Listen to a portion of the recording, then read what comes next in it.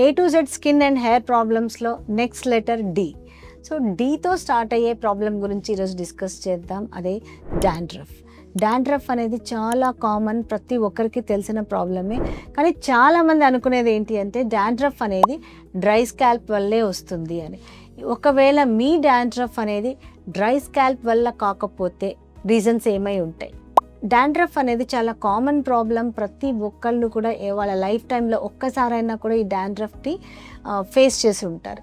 ఇది జనరల్గా teenage problem. Because of underlying hormones కానివ్వండి, లేకపోతే మన స్కాల్ప్ మీద ఉండే ఫంగస్ వల్ల కానివ్వండి, ఎన్వైరన్మెంట్లో చేంజెస్ వల్ల కానివ్వండి, డాండ్రఫ్ అనేది చాలా కామన్గా వస్తూ ఉంటుంది. ఇది టెంపరీగా ఉంటుంది కొంతమందిలో అయితే వాళ్ళకి లైఫ్ టైం కూడా ఈ డాండ్రఫ్ అనేది ఉంటుంది. సో డాండ్రఫ్ అనేది డ్రై స్కాల్ప్ వల్లే వస్తుంది అనేది ఒక మిత్. డాండ్రఫ్ అనేది ఆయిలీ స్కాల్ప్ మీద కూడా వస్తుంది. ఎందుకంటే ఎప్పుడైతే ఆయిల్ ప్రొడక్షన్ ఎక్కువ అవుతుందో అప్పుడు స్కాల్ప్ మీద ఉండే మెలసిజియా అనే ఒక ఫంగస్ ఉంటుంది. ఈ ఫంగస్ ఆయిల్ మీద యాక్ట్ చేస్తుంది. సో దాంతో స్కేలింగ్, పొట్టు రాలడము, ఇలాంటి ప్రాబ్లమ్స్ అన్నీ ఉంటాయి.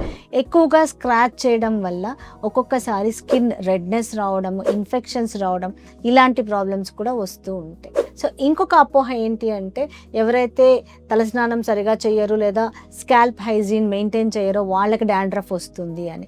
అలా కాదు, రెగ్యులర్గా షాంపూ చేసే వాళ్ళల్లో కూడా డాండ్రఫ్ అనేది ఉంటుంది. డాండ్రఫ్కి ఇదే కారణం అని మనం చెప్పలేం. It's multi factorial. సో రెగ్యులర్గా హెడ్ బాత్ చేయడం, యాంటీ డాండ్రఫ్ షాంపూస్ ఉపయోగించడము, తర్వాత ఎప్పుడైతే ఎక్కువగా డాండ్రఫ్ అనేది ఎక్కువ అవుతుందో వెంటనే మీరు డెర్మటాలజిస్ట్ని కన్సల్ట్ చేసి దానికి ప్రాపర్ ట్రీట్మెంట్ తీసుకోవడం, ఇలాంటివన్నీ చేయడం వల్ల మీరు డాండ్రఫ్ని కంట్రోల్ చేయడమే కాదు, ఒకవేళ డాండ్రఫ్తో వచ్చే ఇన్ఫ్లమేషన్, దాంతోపాటు వచ్చే హెయిర్ ఫాల్ను కూడా కంట్రోల్ చేయొచ్చు.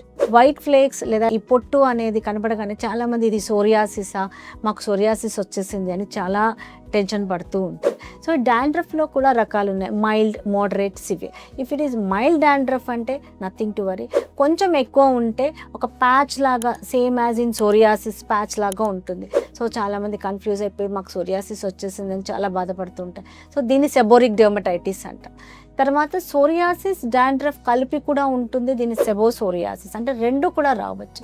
సో డాండ్రఫ్ అనేది ఒక సింపుల్ ప్రాబ్లం అయితే నో వర్రీస్. బట్ అది కనుక ప్యాచ్ లాగా ఉండి ఎక్కువగా స్ప్రెడ్ అవుతుంది అంటే ఇది మీరు డెర్మటాలజిస్ట్ని ఖచ్చితంగా కన్సల్ట్ చేయాల్సిందే. సో ప్రతి డ్రై ఫ్లేక్ అనేది డ్రై స్కాల్ప్ కాదు.